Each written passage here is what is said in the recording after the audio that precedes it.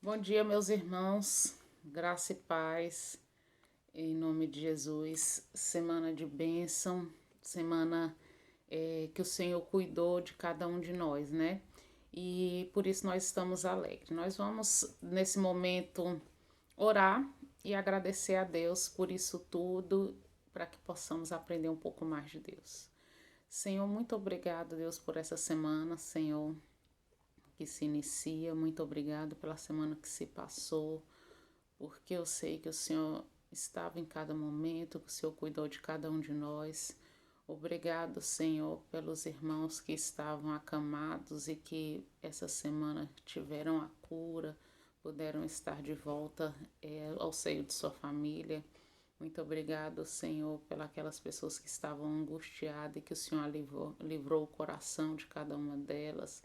Muito obrigado pelas portas de empregos que eu sei que o Senhor abriu essa semana, pela vida, pela proteção, pela saúde, pela paz. Muito obrigado por todas as coisas, porque sabemos que isso tudo vem de Ti. Abra agora a nossa mente, o nosso coração, para aprendermos mais da Sua palavra. É o que te pedimos, em nome de Jesus. Amém. E o título da nossa lição de hoje é Quem é Deus? Eu passei a semana toda pensando num tema, né? Passei ali parte da semana pensando neste tema e de repente, numa saída, eu estava saindo com minha filha, a gente estava indo ao médico e num bate-papo a gente sempre conversa com as coisas relacionadas ao reino, gostamos muito de fazer isso, eu e Vitória. E nesse bate-papo, Deus de repente muda o tema totalmente e traz à tona esse tema de quem é Deus. É um tema tão pertinente, é um tema tão atual, é um tema que fala ao nosso coração e que é de suma importância, né? E aí vamos então começar. É, quem é Deus para você? Quando as pessoas perguntam para a gente assim, geralmente nesses programas de entrevistas, né? Ou nessas dinâmicas que tem na igreja ou na escola, sempre perguntam assim: quem é Deus para você? E aí geralmente a resposta, pelo menos de 50% ou até mais, até julgo ser um pouco mais, dizem assim: ah, Deus é tudo. E esse Deus é tudo fica assim, né? Tão vago é tudo. Porque tudo é a mesa, tudo é a cama, tudo é a parede. Deus não é isso. Então quando a gente fala sobre Deus, a gente não pode dizer que ele é tudo, porque na verdade ele não é tudo. Ele está em tudo, mas não é tudo. Ele está em todos os lugares por causa da sua onipresença, mas ele não é tudo, né? Deus não é a planta. Quando eu digo Deus é tudo, eu estou dizendo Deus é a planta, Deus é o mar, Deus é o ar, e ele não é. Ele está presente em todos os lugares, está presente no estudo. Ele criou todas as coisas. Como é que ele, tendo criado o mar, tendo criado as plantas, ele pode ser as plantas? Então, existe uma diferença de ele estar em todas as coisas e de ele ser todas as coisas, né? Então, quando a gente fala assim, Deus é tudo, então a gente realmente está errando. Outro ponto é quando a gente apresenta para as pessoas um Deus que a gente não conhece. Como é que eu posso apresentar para as pessoas Deus se eu não conheço Ele? E quando eu digo conhecer, eu vou muito, muito, muito mais além, muito mais abrangente do que se ensina na igreja. Vou muito mais além, muito mais longe do que esse Deus que a gente ouve nos filmes, nas histórias que nossos pais foram passando de geração em geração. Quando eu digo assim, apresentar um Deus que você não conhece, é esse Deus relacional. E eu martelo isso, eu acho que quase todo EBD eu falo desse Deus relacional, esse Deus que gosta de se relacionar. E a gente vê que a própria existência de Deus, ela vai se manifestando, e a própria palavra de Deus diz isso, que todo ser humano Todos nós, já quando nascemos, já carregamos dentro de nós, já temos em nós a consciência da existência de Deus. Já temos ali. Abram suas Bíblias em Romanos, capítulo 1, versículos de 18 a 25. Romanos, capítulo 1, versículos de 18 a 25. E nós vamos prosear um pouquinho sobre esse texto. Vamos ler todo, depois a gente volta e vai batendo um papinho, viu? Romanos, capítulo 1, versículos 18 a 25, diz o seguinte: Portanto, a ira de Deus é revelada dos céus contra toda a impiedade e injustiça dos homens, que supriram a verdade pela injustiça humana. Pois o que de Deus se pode conhecer é evidente entre eles, porque o próprio Deus lhes manifestou. Pois desde a criação do mundo, os atributos invisíveis de Deus, seu eterno poder e sua natureza divina, têm sido observados claramente, podendo ser compreendidos por intermédio de tudo o que foi criado, de maneira que tais pessoas são indesculpáveis. Portanto, mesmo havendo conhecido a Deus, não o glorificaram como Deus, nem lhes renderam graças. Ao contrário, seus pensamentos passaram a ser levianos, imprudentes, e o coração insensato deles tornou-se em trevas. E proclamando a si mesmo como sábios, perderam completamente o bom senso e trocaram a glória do Deus imortal por imagens confeccionadas conforme a semelhança do ser humano mortal, bem como de pássaros, quadrúpedes e répteis. Por esse motivo, Deus entregou tais pessoas à impureza sexual segundo as vontades pecaminosas do seu coração, para a degradação dos seus próprios corpos entre si. Porquanto trocaram a verdade de Deus pela mentira e adoraram objetos e seres criados em lugar do Criador, que é bendito para sempre. Amém.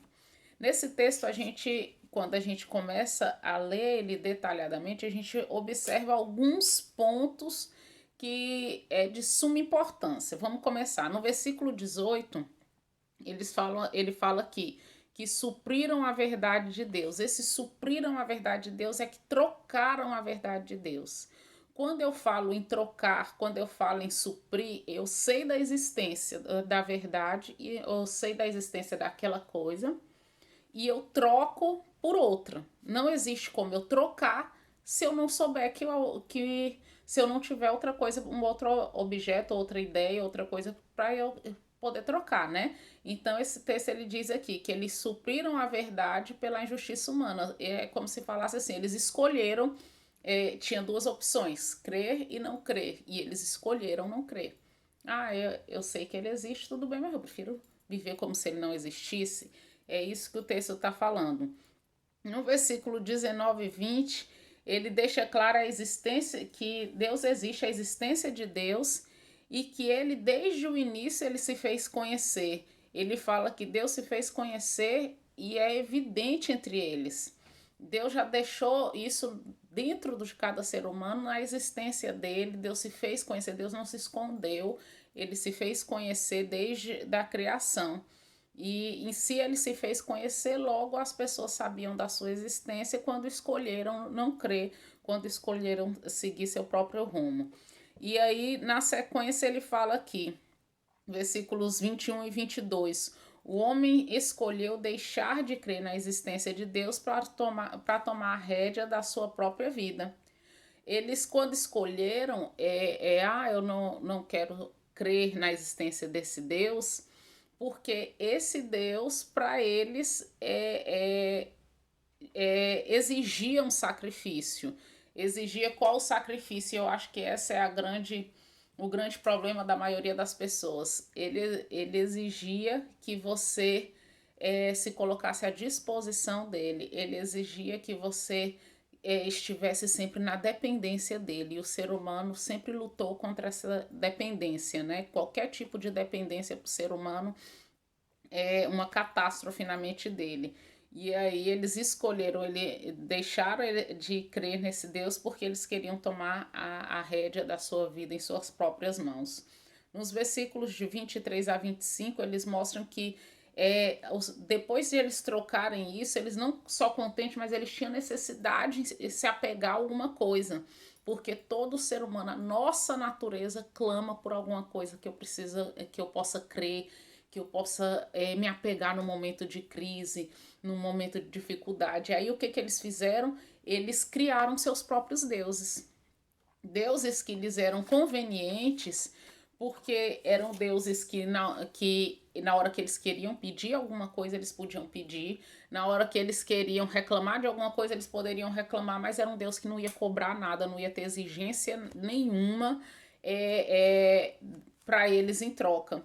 Aí eles criaram Deus e aqui ele diz assim que eles criaram Deus estátuas a partir de estátuas de répteis, de bichos, de ser humano e foram criando as mais diversas formas. É muito fácil quando eu digo assim, o Deus natureza. Ah, então vamos só preservar a natureza e eu não estou batendo contra a preservação da natureza não, porque é a criação de Deus, presente de Deus para nós, temos que preservar. Mas se eu digo que é o Deus natureza, ótimo, o que o Deus natureza está querendo de mim? No máximo que você preserve. Preservar é o mínimo, porque eu vou tirar meu sustento dali também, né?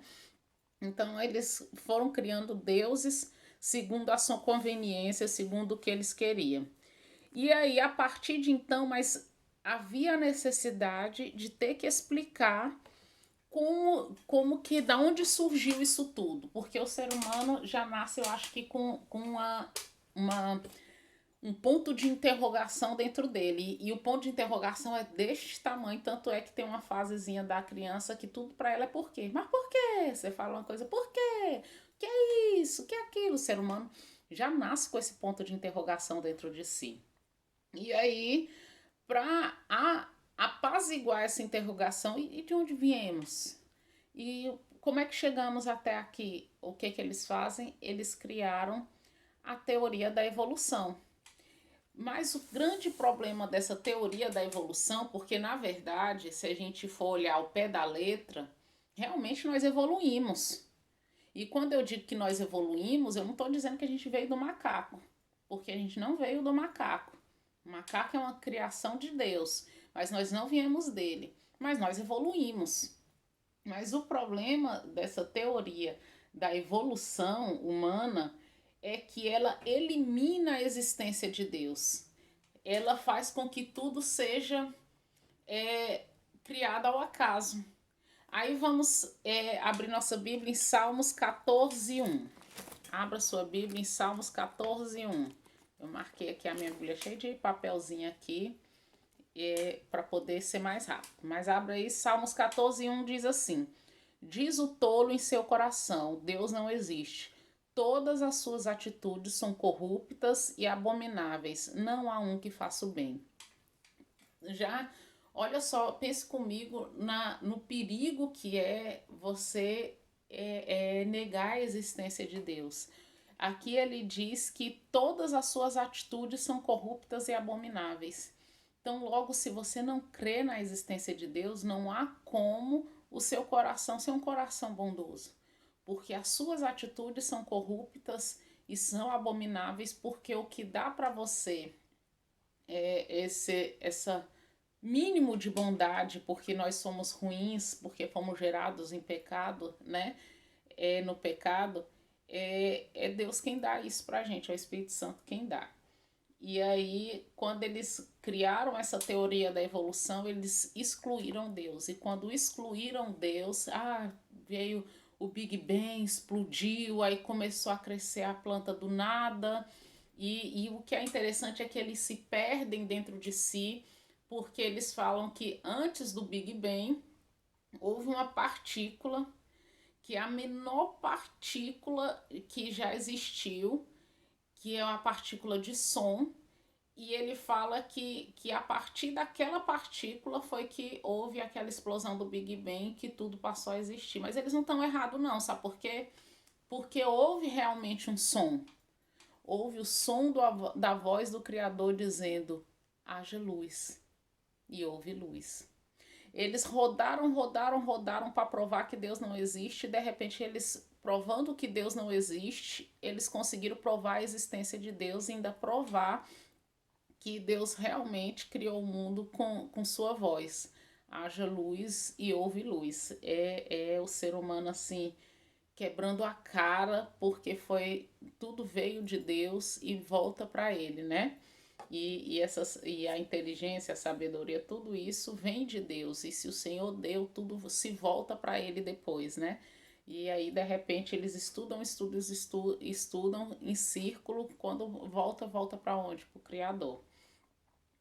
Mas aí a gente pode falar, e aí, como é já que eles criaram essa teoria da evolução, quais os argumentos que eu posso usar? Existem 4 argumentos da existência de Deus. O primeiro argumento é o argumento cosmológico. Quando eu vi essa palavra e de cosmológico, eu pensei, o que é esse cosmológico? Porque quem falou nessas palavras para mim agora, nessas 4 que eu vou falar aqui, foi a Vitória. E aí eu não conhecia essa primeira palavra, né? Eu não conhecia 2 delas. Mas o que é o cosmológico? Se você é que nem eu, você também não sabe. Cosmológico é o ramo da astrologia que estuda a evolução do universo e estuda a maneira como eles cresceram, como eles passaram a existir, esse cosmológico. E nesse ramo, ele diz que tudo que existe na Terra carrega uma causa. Não existe por acaso, não foi uma explosão. Ah, do nada tava lá parado e aí a bolinha fez ploc, explodiu e começou a criar. Não. A teoria cosmológica diz que tudo existe, carrega uma causa, carrega um porquê e mais uma vez se volta para Deus. Deus falando haja luz, né? O segundo argumento é o teológico, e o teológico é lógico, é claro, né? É o estudo que se ocupa de estudar Deus, de conhecer a Deus, né? E na teologia diz que tudo que existe, tudo existe com um padrão, uma harmonia e uma ordem. E não haveria como, a partir de uma explosão, existir um padrão, uma harmonia e uma ordem, porque se você pega, vamos dizer que você pega uma bombinha dessas de festa e bota ela embaixo de uma lata ou embaixo de alguma coisa e coloca para estourar, quando ela estoura, ela não cria nada ali harmônico, nada organizado. Você não vê ela criar nada disso. E se uma explosão pudesse criar com tamanha harmonia, com tamanha ordem, com um padrão tão detalhado as coisas, nós estaríamos até hoje tendo algumas explosões por aí, coisas estariam sendo criadas a todo tempo, né? Mais tipos de ser humano diferentes estaria sendo criado. Ainda hoje teria macacos formando em gente, né? Se evoluindo pra gente. Quando a gente passa a perceber que se uma coisa do nada aconteceu, então ela pode acontecer várias outras vezes. E por que não aconteceu de novo? Porque existe, como diz o cosmológico, existe uma lógica para isso, existe uma causa. Não foi do nada, que nem a teoria do Big Bang da evolução também diz, né? E tem o terceiro argumento, é o ontológico. Esse argumento ontológico ele é o estudo da reflexão do sentido. Ele abrange o sentido de ser, é aquilo que se torna possível, as múltiplas existências, né? Esse é o estudo da ontologia. E esse estudo da ontologia diz que Deus é maior do que o imaginável. Ele diz que não cabe na mente humana criar um Deus, esse personagem de Deus, esse personagem de Jesus. E aí eu vou até os livros, e eu sempre menciono também os livros Análise da Inteligência de Cristo, de Augusto Cury, e ele menciona isso em um dos livros dele, que se eu não me engano é no Mestre da Sensibilidade. Ele fala assim que a mente humana, a inteligência que há dentro da mente humana não seria capaz de produzir com tanta riqueza de detalhes a pessoa de Jesus e nem é um livro como a Bíblia. Por quê? Com riquezas de detalhes, do detalhe da visão de Mateus, de Marcos, dos evangelhos, por exemplo, né, que é o que ele menciona, dos detalhes da visão de Mateus, de Marcos, de Lucas, né, de João, como que as coisas vão se encaixando uma na outra e de repente você vê isso aqui, vê estudos hoje em dia mostrando os lugares que a Bíblia menciona que existiu, um livro que existe há tantos milhares de anos, há tantos mil anos atrás que a Bíblia foi criada, que a palavra de Deus foi inspirada aos homens, né, há muitos anos atrás. E aí você olha hoje estudos da arqueologia, estudos das coisas mostrando que e fazendo se encaixar as coisas que estão na Bíblia nas evidências que existem. Eu lembro que quando eu estava no ensino médio, eu estudei sobre os jardins suspensos da Babilônia e estudei sobre os reinados o reinado de Nabucodonosor. E naquela época, coincidência não, eu acredito que foi muita vontade de Deus para que ele se mostrasse a mim naquele momento. Na igreja, na classe que eu estava frequentando, estava justamente estudando sobre a parte que Nabucodonosor aparece na Bíblia, né? E era interessante que o estudo do livro de história da escola contava as mesmas histórias que a Bíblia estava contando. E eu achava bastante curioso. E eu falava, olha, aí na escola é lógico que evidenciava os feitos heróicos de Nabucodonosor, que foi o que ele criou, como esse jardim suspenso da Babilônia, essas coisas, mas a Bíblia dava o pano de fundo da história, quem ele realmente era, aquele rei mau, essas coisas. Mas você começa a perceber que as duas coisas foram se encaixando e provando que a Bíblia não estava mentindo, que realmente existia um rei, Nabucodonosor, que ele reinou na Babilônia e ele fez aquilo tudo, e a gente percebe que como que um livro que antecede a Bíblia, que antecede o livro de história em muito tempo, pode estar descrevendo algo que eles descobriram só bem depois, né? Para você ver como a existência de Deus, ela vai, e da palavra de Deus vai se ela mesma se provando, né? E eu achei isso fantástico. E o quarto argumento é o argumento moral.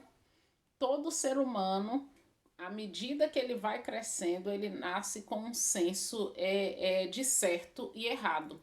Ele vai crescendo e vai começando a ter esse senso de certo e errado, salvo aquelas pessoas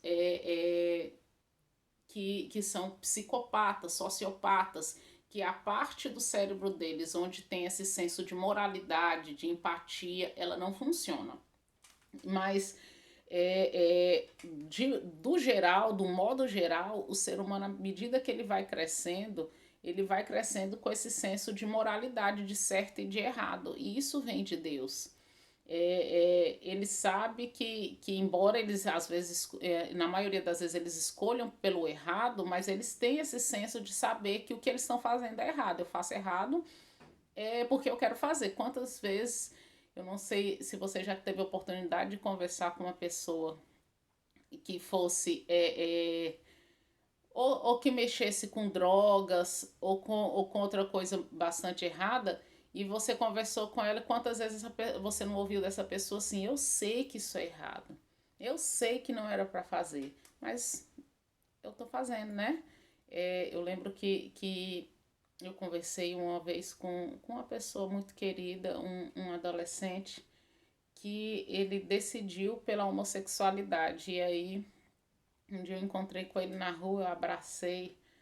Ele é muito querido meu. E aí eu falei para ele, meu querido, tudo bem, que não sei o quê.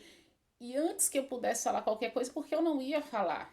Eu não ia falar porque eu creio, e a Bíblia é muito clara quando ela diz que a palavra de Deus, ela fica ali plantada no seu coração. E ele cresceu, e ele conhecia a Deus, ele cresceu conhecendo a Deus. Inclusive, eu fui uma das professoras dele de EBD. E aí ele falou assim: Irmã, eu sei que o que eu estou fazendo é errado. E eu sei que se Jesus voltar, eu não vou para o céu se eu continuar com eu tiver continuado com essas atitudes. Mas é mais forte do que eu. E ali eu percebi assim que esse senso de certo e errado, essas coisas estavam dentro dele, não tinha morrido.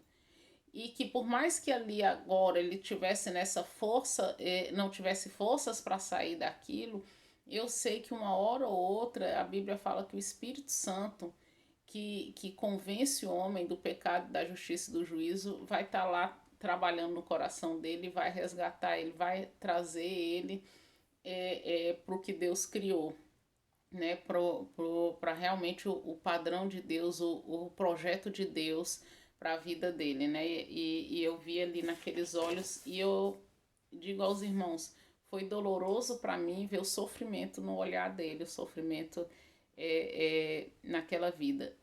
E a gente vê que é quanto mais eu escolho estar longe, mais acontece essas coisas.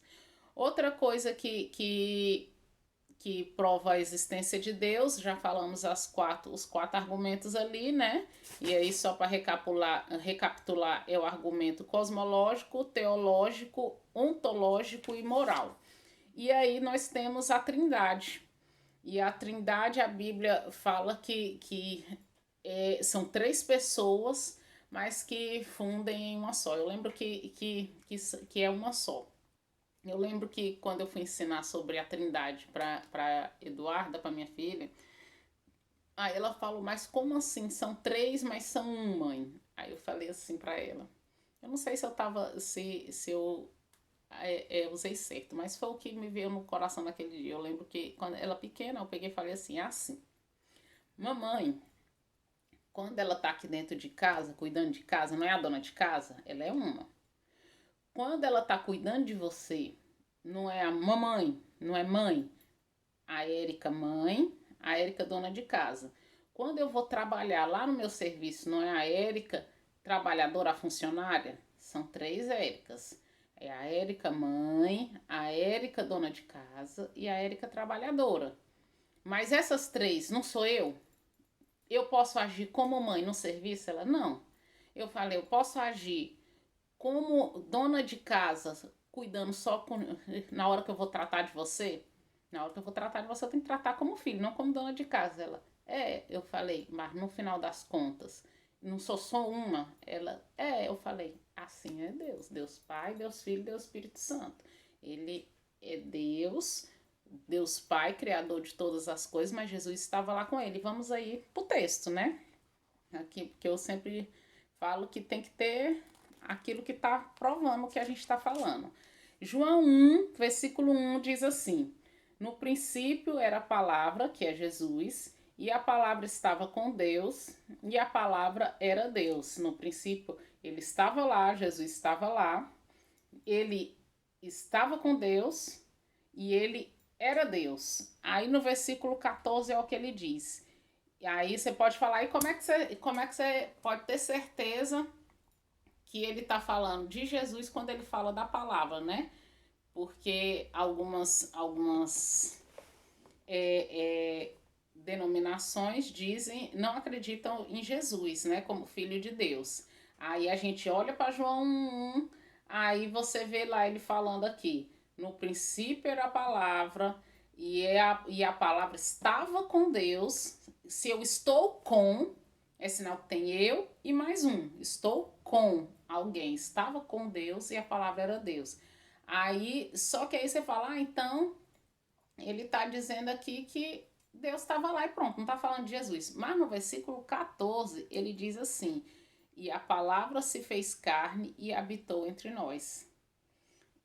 Esse Deus, essa palavra que estava com Deus lá na criação e que todas as coisas foram feitas por intermédio dele e sem ele nada dessas coisas que foram feitas, que é a criação do mundo e de todos nós, nada do que foi feito não teria feito se ele não estivesse lá. Ele diz que essa pessoa que estava lá com Deus se tornou em carne e habitou entre nós. Vimos a sua glória, a glória como a do unigênito do Pai. Se nós vimos a glória como a do unigênito do Pai, se existe um pai, tem um filho para ele. Nenhum homem é pai se ele não tiver um filho. Logo, tem dois, né? Tem um pai e tem um filho. Mas esses dois, como eu disse lá da Érica, se tornam um só, como diz no versículo 1. Ele é Deus.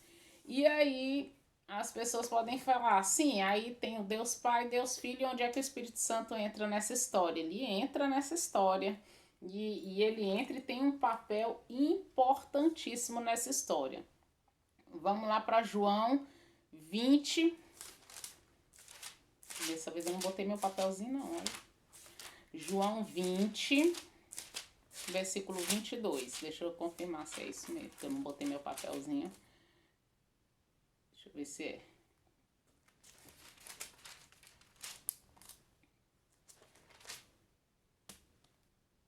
Isso. João 20, 22 diz assim, Jesus, no versículo 21, ele diz assim, Jesus lhe disse mais uma vez, é Jesus falando, a paz esteja convosco. Isso aqui foi logo que Jesus ressuscitou, viu? A paz esteja convosco. Assim como o Pai me enviou, eu também vos envio. Olha só, aí Jesus está se referindo assim, Deus Pai me enviou até a terra.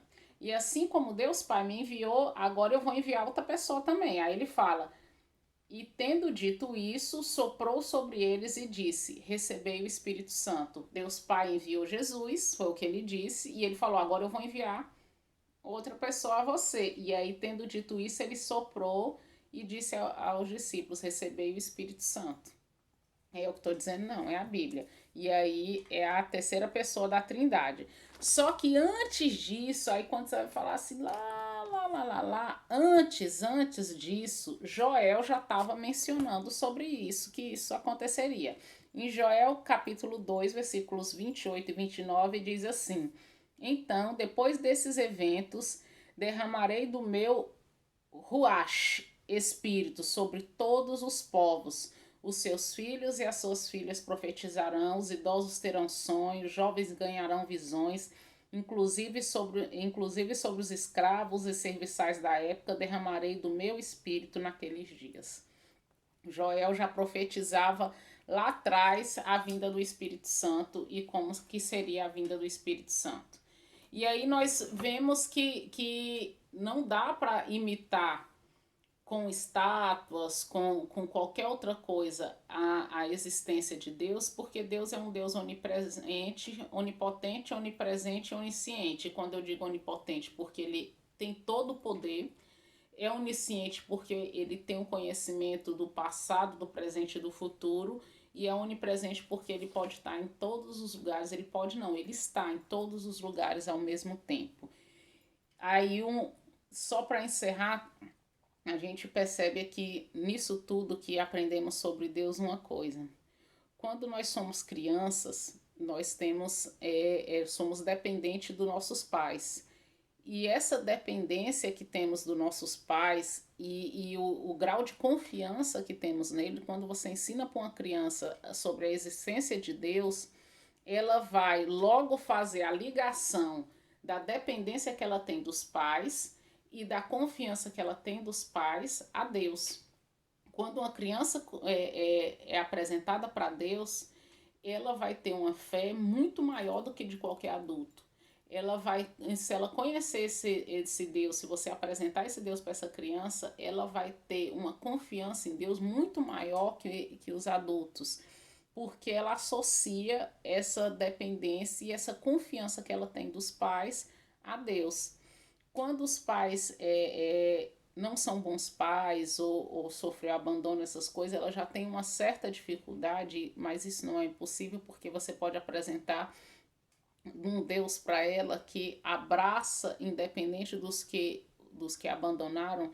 E eu lembro que quando eu era menina, é, é, essa sensação de abandono era muito presente, até porque minha mãe foi embora, eu era muito nova, mas eu lembro do texto da Bíblia que fala assim, que ele fala assim, ainda que sua mãe é, o versículo ele falava assim, ainda que sua mãe ele não te queira, te abandone, eu todavia não me esquecerei de ti, né? Ainda que sua mãe te rejeite, eu todavia não me esquecerei de ti, assim diz o Senhor. O versículo falou muito ao meu coração sobre isso, porque mostrou alguém que me amava e que me queria e que ia muito além, que não errava e que não abandonava e que estava presente comigo o tempo todo. Então, minha fé foi baseada muito nisso. E aí, eu lembro que era algo surpreendente. Mas eu tinha o meu pai foi um pai excelente. Eu lembro que quando eu tinha pesadelo, eu ia pro quarto dele, eu não queria acordar para não incomodar ele, porque eu sempre tive aquele senso assim, ah, ele vai trabalhar no outro dia, ele não pode passar a noite acordado. Mas eu ia pro quarto dele, deitava no chão, do lado da cama dele, e levantava minha mão e tocava assim, e ficava tocando assim no braço dele, ele nem sentia. Mas a sensação de ele estar ali do lado, mesmo que ele não tivesse tendo ciência que eu estava ali, mas ele estava ali do lado e eu estava tocando nele, me tirava um medo, me dava uma confiança tão grande que eu conseguia voltar a dormir. Eu dormia o resto da noite todinha no chão. Quando ele acordava, eu estava no chão do lado dele ali. Muitas vezes eu fiz isso.